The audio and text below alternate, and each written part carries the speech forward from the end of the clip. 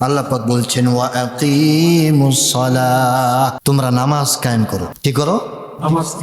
আল্লাহ রাব্বুল আলামিন কোরআনে কারীমের মধ্যে বান্দাকে সরাসরি লক্ষ্য করে যত জায়গায় আল্লাহ পাক নামাজের আদেশ দিয়েছেন, সব জায়গায় আল্লাহ পাক নামাজ কায়েমের আদেশ দিয়েছেন।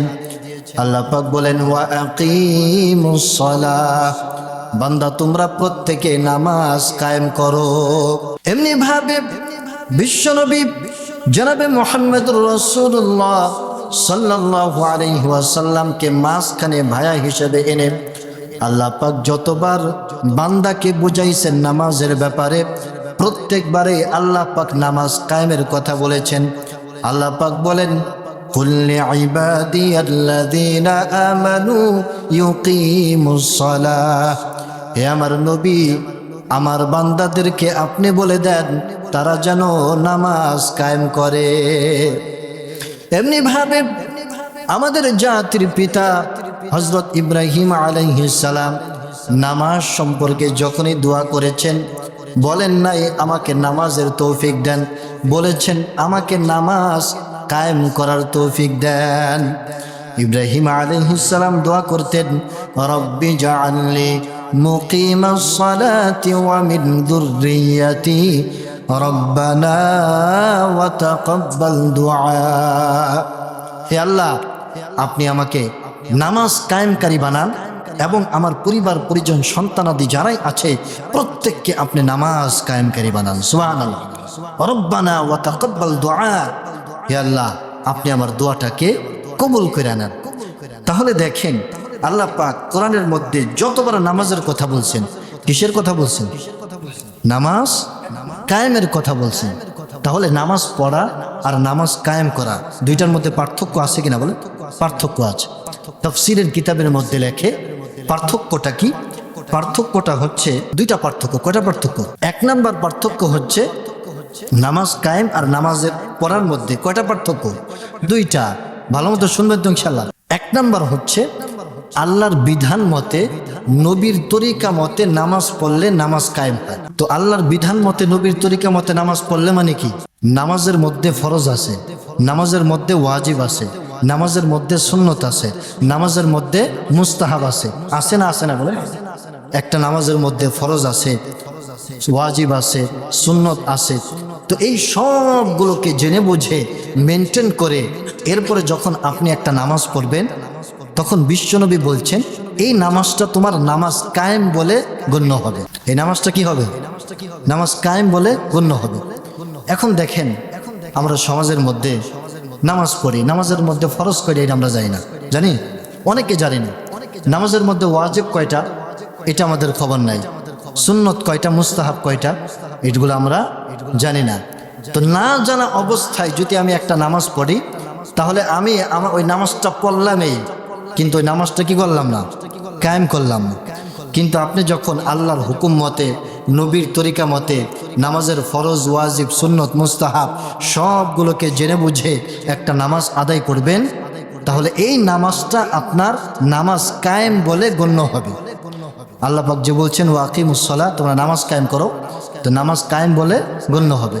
আর যদি আপনি এত দিকে লক্ষ্য না করে আপনি ভুংবাং নামাজ পড়ে দিলেন, তাহলে আপনি নামাজ পড়লেন আর কি, আপনার ওই নামাজটা কি হইল না? নামাজ কায়েম হইল না। দুই নাম্বার উদ্দেশ্য হচ্ছে কায়েম দ্বারা দুই নাম্বার অর্থ হচ্ছে নিজে নামাজ পড়লে হবে না। আপনার যাদের উপর ক্ষমতা চলে, আপনার সন্তানাদি, স্ত্রী, বাল বাচ্চা, বোন, হ্যাঁ, আপনার কর্মচারী, যাদের উপর কি আপনার ক্ষমতা চলে, এদেরকেও যত ভালোভাবে বুঝিয়ে হোক এদেরকেও নামাজের উপর উঠাইতে হবে, এদেরকেও নামাজের দাওয়াত দিতে হবে। যদি আপনি নিজের চিন্তা নিজে করলেন, ফজরের সময় আসলেন, আপনার আদরের সন্তান, বালেগ সন্তান ঘুমিয়ে আছে, আপনার কি নাই, কোনো টেনশন নাই, কোনো মাথা ব্যথা নাই, আমি নামাজ পড়ে আসলেই তো হইল। নিজের চিন্তা নিজে করলেন, সন্তানদের চিন্তা করলেন না, বিবি বাল বাচ্চার চিন্তা করলেন না, এদেরকেও যে জাহান্নাম থেকে বাঁচাতে হবে এই টেনশন নাই, তাহলে আপনি নামাজ পড়লেন ঠিক, আপনি নামাজ কায়েম করলেন না। তাহলে নামাজ কায়েম আপনি নিজে পড়লে হবে না, আপনার পরিবার, আপনার সমাজ, আপনার রাষ্ট্র, যাদের উপর আপনার ক্ষমতা চলে, প্রত্যেকের চিন্তা করে প্রত্যেককে দাওয়াত দিয়ে যার যার সামর্থ্য অনুপাতে নামাজে উঠানোর নামেই হলো নামাজ কায়েম করা। তাহলে নামাজ কায়েমের অর্থ দুইটা। এক নাম্বার কি বলেন তো? আল্লাহর হুকুম মতে, নবীর তরিকা মতে ফরজ, ওয়াজিব, সুন্নত, মুস্তাহাব সবগুলোকে জেনে বুঝে নামাজ পড়লে সেই নামাজটা কি হবে? নামাজ কায়েম হবে। দুই নাম্বার, নিজে নামাজ পড়লে হবে না, সাথে সাথে পরিবার পরিজন যাদের উপর ক্ষমতা চলে এদেরকেও নামাজের দাওয়াত দিয়ে নামাজের উপর উঠাইতে হবে। দেখেন হযরত ইব্রাহিম আলাইহিস সালাম দোয়া করছেন, রব্বি জাআলনি মুকিমাস সালাতি ওয়া মিন যুররিয়াতি রব্বানা ওয়া তাকাব্বাল দুআ। শুধু নিজের চিন্তা করছে? বলছে, আল্লাহ আপনি আমাকে নামাজ কায়েমকারী বানান এবং আমার সন্তানাদি, স্ত্রী, বাল বাচ্চা প্রত্যেককে আপনি নামাজ কায়েমকারী বানান। তাহলে নামাজ কায়েমের অর্থ বুঝলাম তো? আল্লাহ পাক যে বলছেন ওয়ায়ুকিমুস সালাহ, তোমরা নামাজ কায়েম করো, তার মানে শুধু নামাজ পড়লে হবে না, সাথে সাথে নামাজ কি করতে হবে? কায়েম করতে হবে। এরপরে বিশ্বনবী জনাবে মুহাম্মদুর রাসূলুল্লাহ সাল্লাল্লাহু আলাইহি ওয়াসাল্লাম বলেন, দেখেন কত গুরুত্বপূর্ণ কথা। আল্লাহর নবী বলেন, নামাজ কেন পড়বা না বান্দা? নামাজ কেন কায়েম করবা না? কারণ কিয়ামতের মাঠে বান্দার সর্বপ্রথম যে হিসাবটা হবে, এই হিসাবটা কিসের হিসাব হবে বলেন তো? আরো জোরে বলেন, কিসের হিসাব? নামাজের হিসাব। আল্লাহ পাক সর্বপ্রথম বান্দার কাছ থেকে নামাজের হিসাব নেবেন। বিশ্বনবী বলেন, আউয়ালু মা ইউহাসাবু বিহিল আবদু ইয়াউমাল কিয়ামাতিস সালাত ফাইন সালাহাত সালাতুহু ফাকাদ আফলাহা ওয়া আনজাহা ওয়া ইন ফাসাদাত খাবা ওয়া খাসিরা। বিশ্বনবী বলেন, কিয়ামতের ময়দানে একজন বান্দা থেকে সর্বপ্রথম নামাজের হিসাব চাওয়া হবে। বান্দা যদি নামাজের হিসাবগুলো ঠিকঠাক মতো দিতে পারে, আল্লাহর নবী বলেন কিয়ামতের ময়দানে ওই বান্দা হাস্যোজ্জ্বল চেহারা নিয়ে সফলকাম হয়ে যাবে।